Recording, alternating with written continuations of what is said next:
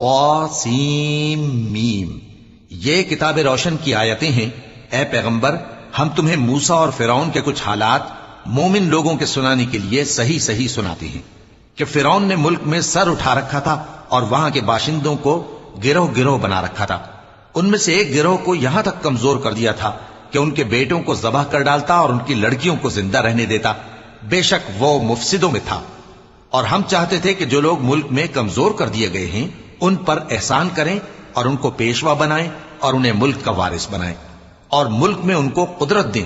اور فرعون اور حامان اور ان کے لشکر کو وہ چیز دکھا دیں جس سے وہ ڈرتے تھے۔ اور ہم نے موسیٰ کی ماں کی طرف وحی بھیجی کہ اس کو دودھ پلاؤ، پھر جب تم کو اس کے بارے میں کچھ خوف پیدا ہو تو اسے دریا میں ڈال دینا، اور نہ تو خوف کرنا اور نہ رنج کرنا، ہم اس کو تمہارے پاس واپس پہنچا دیں گے اور بعد میں اسے پیغمبر بنا دیں گے۔ سو فرعون کے لوگوں نے اس کو اٹھا لیا